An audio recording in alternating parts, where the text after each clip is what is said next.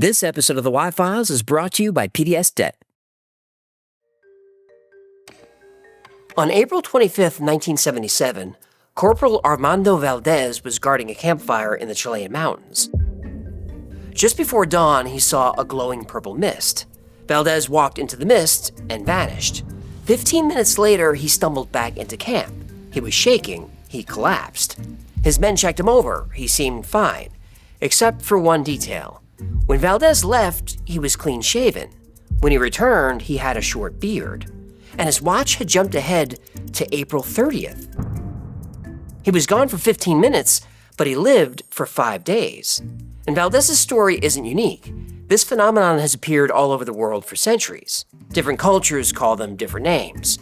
We know them as time storms.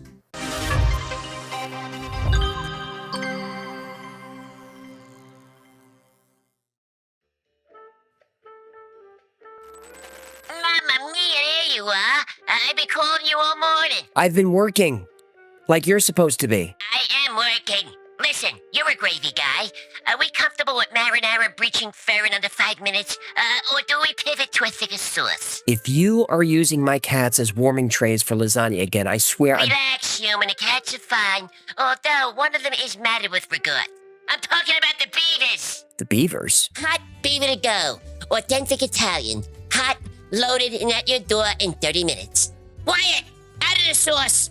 One more beaver hair complaint and we lose our 2-star rating. Oh no.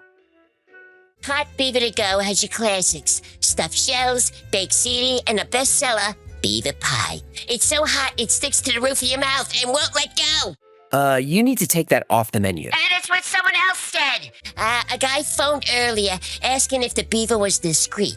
They asked if we do late-night handling. I said absolutely, but it turned out to be a big misunderstanding. Why did you call? I have work to do. And I need $1 million. Seriously, I do need $1 million. But I'll take 40 grand. Of course. No, I'm not giving you any more money. You still owe me from the last business. It's not borrowing if it's a business loan, human. Besides, Morgan just finished painting the logo on the van. Okay, you need to call PDS Debt before this gets any worse. Ow, did you just stuff me into today's sponsor like a idiot? Sure did. You laugh about debt until the moment you sit down and actually do the math. Suddenly, the joke's over. Your balances aren't shrinking, and the fees just keep stacking up. But there is a way out. PDS Debt has helped hundreds of thousands reduce what they owe with personalized plans tailored to their situation, and there's no minimum credit score required. PDS Debt helps you save more, pay off debt faster, and put money back where it belongs, in your pocket. They're A+ rated by the BBB with thousands of 5-star reviews on Google and Trustpilot, proof they're a trusted solution for people who need real help. We've all been there. Debt is overwhelming. The interest piles up, and you feel stuck. And every month you wait costs you more in interest and fees. Whether it's credit cards, personal loans, medical bills, or collections, PDS Debt understands your situation and offers custom options designed to help you get out of debt. The joke's over. Change your story in 30 seconds. Get your free personalized assessment and the best option for you at pdsdebt.com/files. That's pdsdebt.com/files. pdsdebt.com/files. Yep. Okay, so I fixed the debt, tightened up operations, maybe reduced the beaver handling time. Or you could close the kitchen and come back to work. Close the kitchen? Human, this isn't a kitchen. It's logistics. It's heat management. It's sauce distribution. It's pizza. It's beaver pie. Tonight only, 2 for 1 beaver. Extra sausage. Sauce on the side. Buono appetito. Wyatt, there's a hair in this.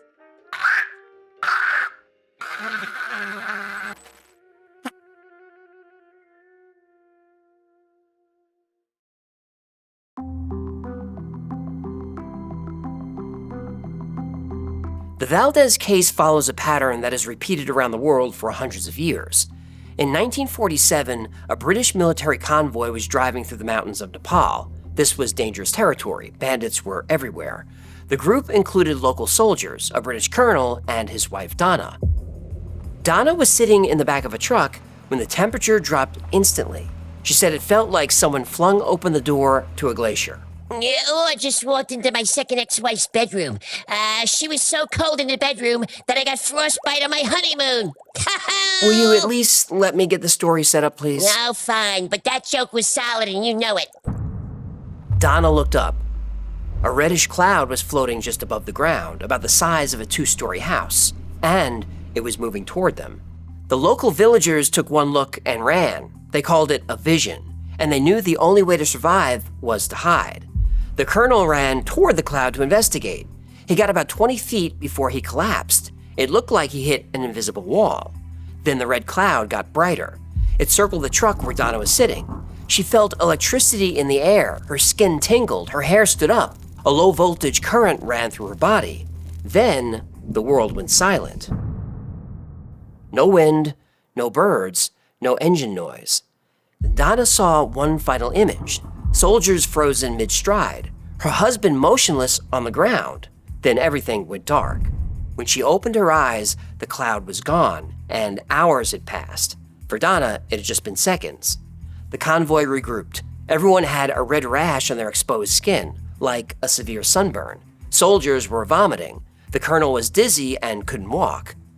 11 witnesses, physical symptoms consistent with radiation exposure, and a gap in time nobody could explain. British researcher Jenny Randles spent decades collecting cases that shared the same symptoms. First, the silence. All natural sound stops. No crickets, no traffic, just dead air. Then the tingling, like static electricity before a lightning strike. Then the mist. Sometimes red, sometimes green or white, but it always glows. Then time breaks. Hours vanish. People find themselves in places they can't explain, sometimes hundreds of miles away. And after, the physical toll. Nausea, rashes, headaches, disorientation. Medical exams documented burns and rashes that appeared during these episodes. Electronics die, car engines stall, radios only play static, watches stop or leap forward, cell phones lose signal. And then there's the isolation. Even people surrounded by crowds report feeling utterly alone. The rest of humanity fades away, like they've stepped into a pocket universe. Randles calls this the Oz factor. Like Dorothy ripped out of Kansas, suddenly you're somewhere else, a different place, and a different time. Randles had plenty of witnesses who lost time, minutes, hours, sometimes days. But she did find one case where a pilot didn't lose time, he outran it.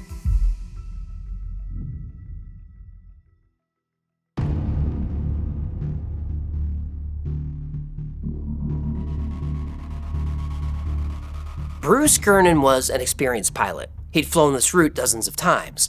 His destination was Palm Beach, Florida. The weather was clear. The flight is exactly 75 minutes. Halfway to Florida, Gernon saw a cloud formation ahead, a lenticular cloud. Testicular cloud? They make a cream for that.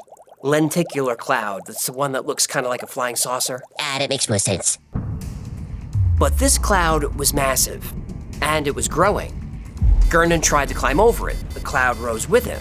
He banked to go around it. It expanded to block his path. The cloud wrapped around the plane, a swirling tunnel of gray mist with bright flashes of light.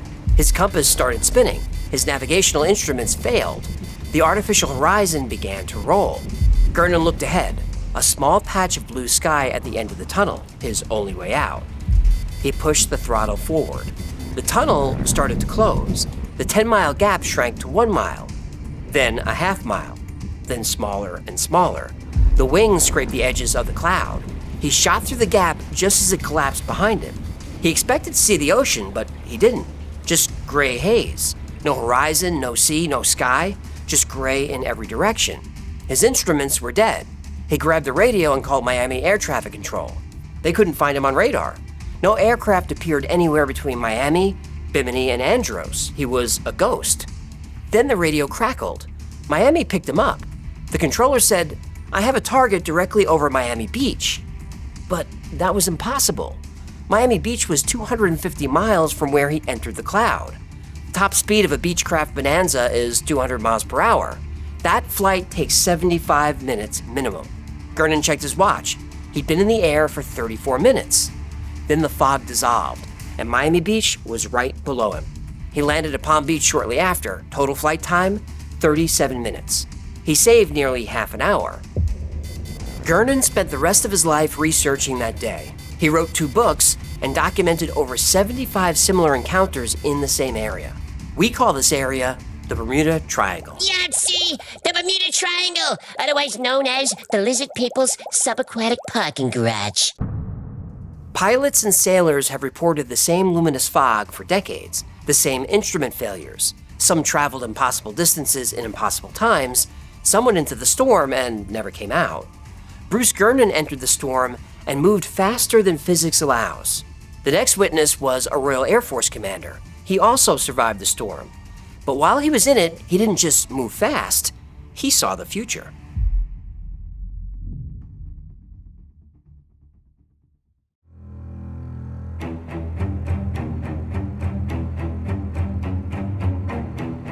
In 1935, Wing Commander Victor Goddard flew his biplane over an abandoned airfield called Drem. He knew the place. Hangars falling apart, tarmac cracked and full of weeds, cows grazing on the runway. A few days later, he flew back along the same route when the weather turned and a storm hit. But this wasn't a normal storm. The clouds weren't gray or white, they were glowing yellow. His biplane was tossed around like a toy. Rain hammered the open cockpit. The plane dropped toward the ground and Goddard braced for a crash. Then, in an instant, the storm vanished. The rain stopped. The sky turned bright and sunny. Goddard looked down. He was directly over Drem Airfield. But it wasn't abandoned anymore. The hangars were repaired. Mechanics in blue overalls were working on the tarmac, and 4 aircraft sat on the runway, each painted bright yellow. One of them was a monoplane, a single-wing design Goddard had never seen before. None of this made sense. In 1935, RAF mechanics wore brown overalls.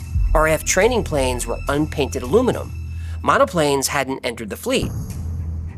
Seconds later, the storm slammed back. He fought through it and landed at Andover. He reported what he saw, but nobody believed him. 4 years later, in 1939, the RAF reopened Drem for World War II. They painted their training aircraft yellow. They introduced a new monoplane trainer called the Miles Magister, and they changed the mechanic uniforms from brown to blue. Every detail Goddard saw in 1935 became reality in 1939. This is a wing commander, not a crackpot, but a decorated officer in the Royal Air Force. He looked through a gap in a storm and saw 4 years into the future. He wrote about it in his book, Flight Towards Reality. Now, most witnesses lose time. Goddard gained it. But if you can slip into the future, can you also slip into the past? Well, according to 2 families in France, you can.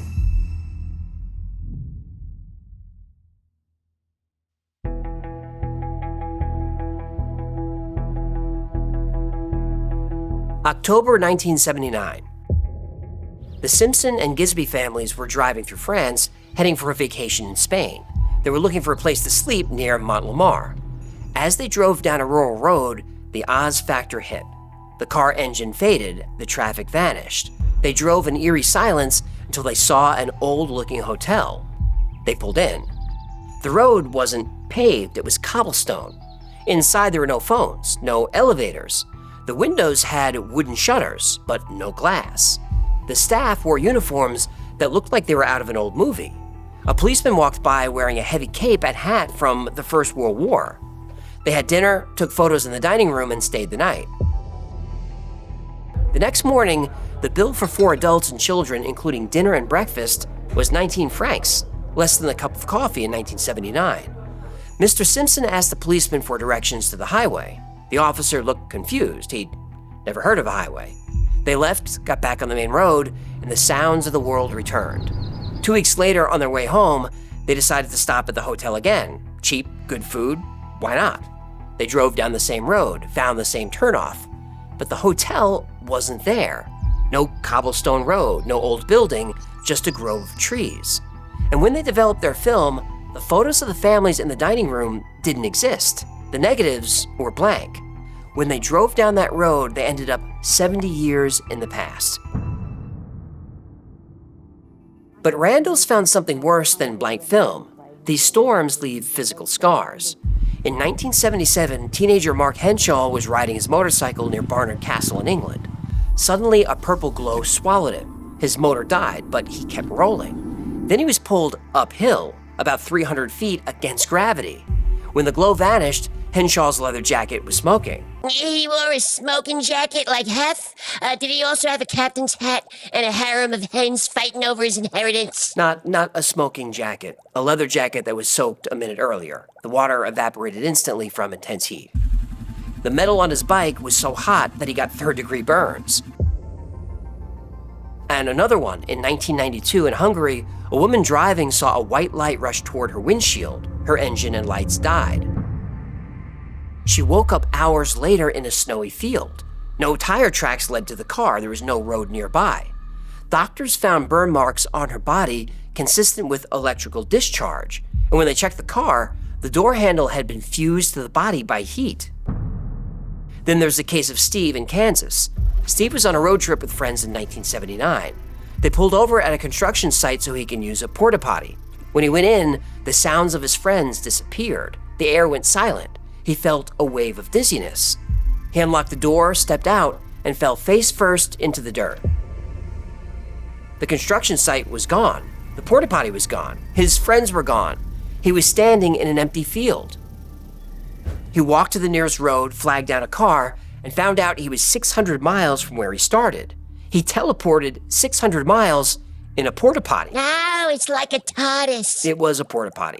Oh, so a TARDIS. Get it? Get it? No! Randles realized that if you step back and look at the big picture, these stories sound familiar. UFOs, alien abductions, ghosts, missing time. They aren't different mysteries. They're all connected, and they're all time storms.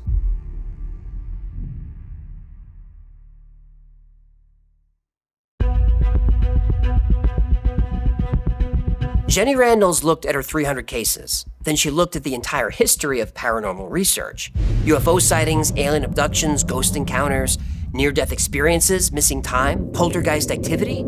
She made an argument that nobody considered. They were all the same thing. Betty and Barney Hill may be the most famous alien abduction case in history. In 1961, they drove through the White Mountains of New Hampshire. They saw a strange light. They felt disoriented. They arrived home 2 hours late with no memory of what happened. Now strip away the UFO narrative and look at the raw facts. A couple driving at night encountered a light. Disorientation, missing time, amnesia. Their car's instruments malfunctioned. They later recalled the experience as a vivid, dreamlike episode. That's a time storm. But what about the aliens, the entities people see? Well, Randles found a clue. People who walked into these storms often report a specific sensation right before the time shift, a pressure. Witnesses describe a heavy pressure from above, not like wind, like a weight pressing down on them. And the pressure feels alive. One witness described it as an intense feeling of being watched, like an invader, a consciousness pressing against them. So the storm isn't just weather, or at least our brain doesn't interpret it as weather.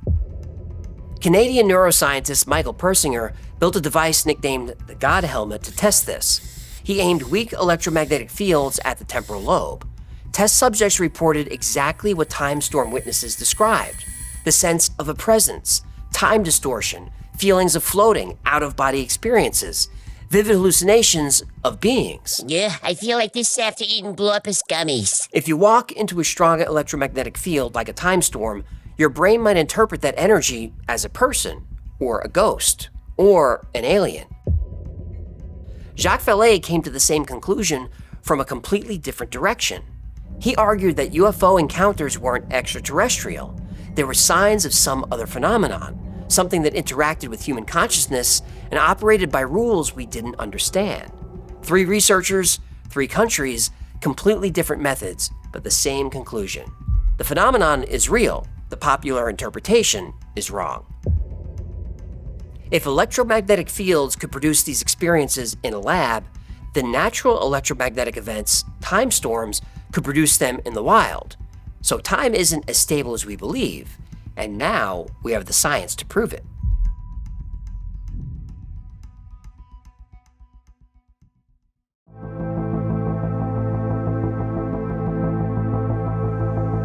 This isn't folklore, it's physics. The laws of the universe actually support the existence of time storms. Einstein's theory of relativity proved that time is not constant, it's flexible. Time passes differently depending on speed and gravity. An astronaut traveling near light speed ages slower than people on Earth. GPS satellites experience time faster than we do on the ground. Engineers adjust the satellite clocks every day to adjust for this. At the speed of light, time stops completely. From the perspective of a photon, the moment it's created and the moment it's destroyed happen at the same instant. A photon can travel across the universe for billions of years, but for the photon, zero time has passed. Time storms are electromagnetic phenomena, but so is light. Randles believes these storms are pockets where the rules of light-speed physics take over, bubbles of electromagnetic dominance. Inside the bubble, local time could be frozen. Minutes outside could equal days inside, or days outside could equal seconds inside.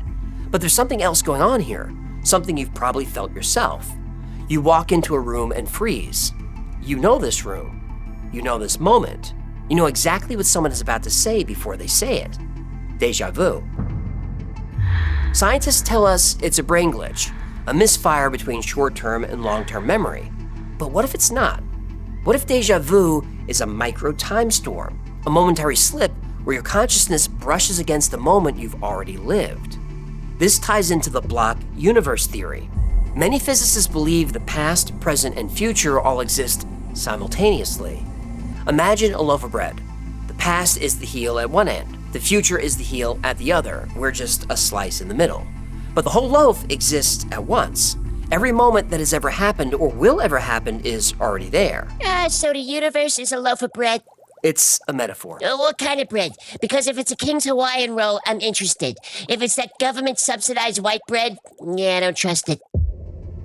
We experience time as flowing, but that's a limitation of our consciousness. Our mind moves through the block universe like a cursor scanning a document. A time storm could knock that cursor loose. An intense electromagnetic anomaly could disconnect a person from their normal timeline. They might skip forward, loop backward, experience hours while the world experiences seconds. Then there's the many worlds interpretation. Science fiction author Philip K. Dick was obsessed with this. He believed time wasn't real. He believed what we experience as time is actually us moving through different versions of reality. He called it orthogonal time. He believed parallel timelines ran right next to ours, infinite versions of Earth, infinite versions of you, and sometimes those timelines bleed together. Now, if many worlds is true, a time storm isn't a glitch in a clock, it's a collision between universes. So when Goddard saw the airfield of the future, he wasn't looking forward in time, he was looking sideways into a parallel world where the war had already started. When the family in France found the hotel, they weren't in the past. They were in a reality where that hotel never closed. The framework for travel between worlds exists. These aren't just storms, they're doorways, and some people have accidentally learned to walk through.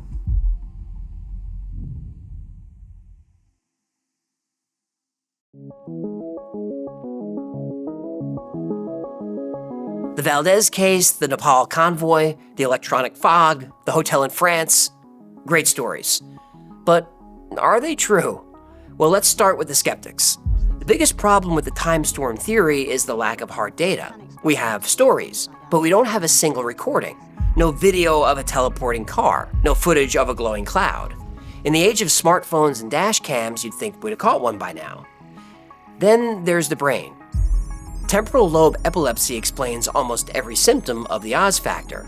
The silence, the feeling of a presence, the time distortion, the vivid hallucinations. Persinger proved in a lab that you can induce these feelings with magnets. If you're driving through a magnetic field caused by tectonic stress, your brain might glitch. You might feel like you lost an hour. You might hallucinate a glowing cloud. The geology where Valdez disappeared creates electromagnetic anomalies, which could explain his experience. The Gernon case also has a logical explanation. The jet stream. Catch a 100-mile-an-hour tailwind, and you're going to get to Florida early.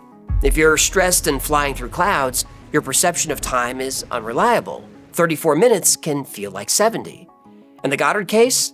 He wrote that book in 1975. That's 40 years after the event. Memory is tricky. He saw a storm in 1935. He saw the airfield renovations in 1939. Over 40 years, his brain might have merged those two memories into one great story. So, case closed, it's all in our imagination? Well, not so fast. Hallucinations don't leave physical traces. In the Nepal case, 11 people saw the same cloud and got the same radiation burns. Mass hallucinations don't cause sunburns. In the Hungary case, a woman's car door was fused shut. These are documented. Mark Henshaw's leather jacket was smoking. A brain glitch doesn't melt metal or leather. And then there's Valdez. Valdez left with a clean face. He came back 15 minutes later with a short beard. Now you can hallucinate a purple light and even a time jump, but you can't grow 5 days worth of stubble in 15 minutes. Hell yeah, tell that to my ex-wife's legs. Anyway, that's biological evidence, documented by his own men. And if Philip K. Dick was right about orthogonal time, then hallucination is the wrong word. He spent his life trying to warn us that our world wasn't solid, that other worlds, other timelines press against us. The glitch isn't in our brains, the glitch is in the barrier between worlds. I have a strong sense there is a lot more to reality, and I bet you do too. PKD believed that what we call reality is just a collective illusion that keeps us from seeing the chaos underneath. But every once in a while, the illusion breaks, the signal drops, and the storm rolls in. And for just a few seconds, you can see the truth.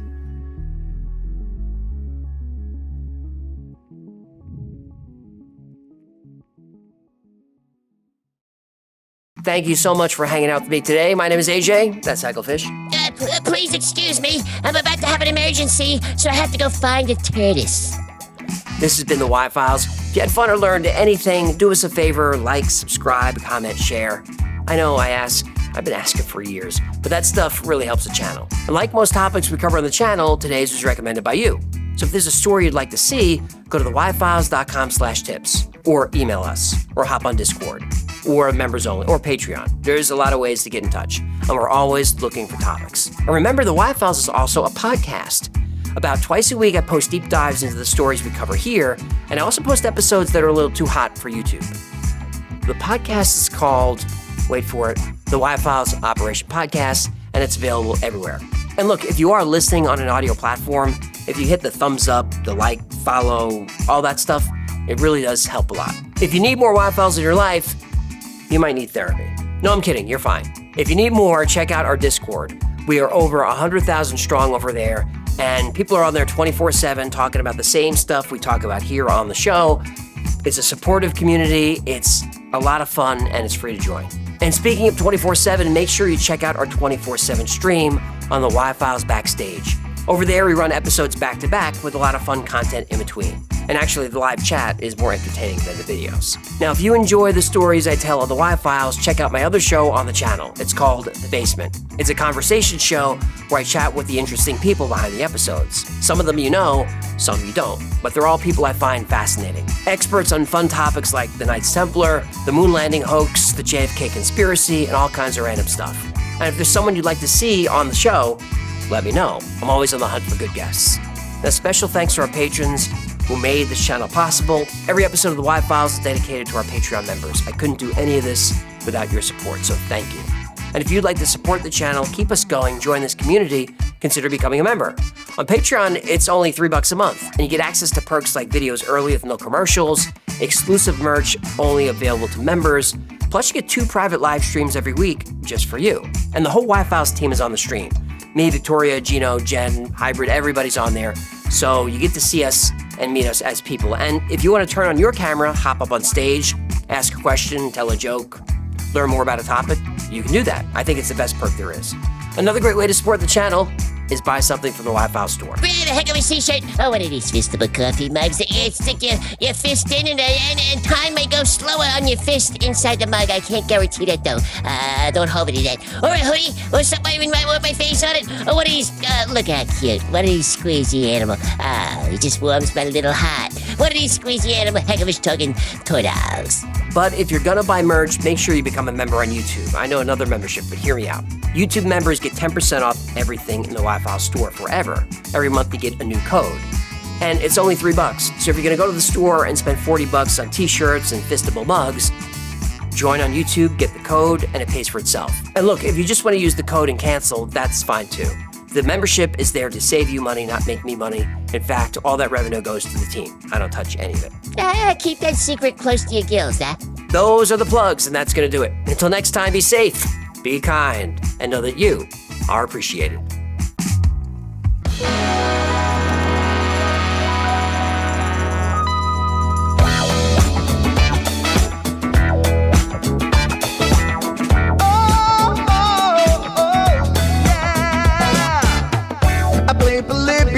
In Area 51, a secret code inside the Bible said I would.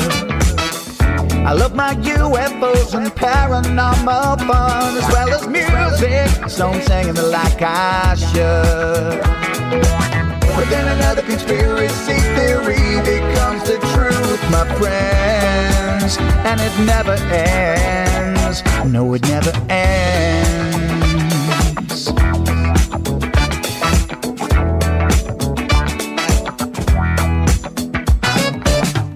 I feel the crap cat and got stuck inside Mel's hole with MK Ultra. I'm being only too aware. Did Stanley Kubrick fake the moon landing alone on a film set, or were the shadow people there? The Roswell aliens just fought the smiling man, I'm told, and his name was Cold. And I can't believe I'm dancing with the fish. Headrofish on Thursday nights with AJ2, and the Wi-Fi's having me all through the night. All I ever wanted was to just hear the truth, so the Wi-Fi's on repeat all through the night.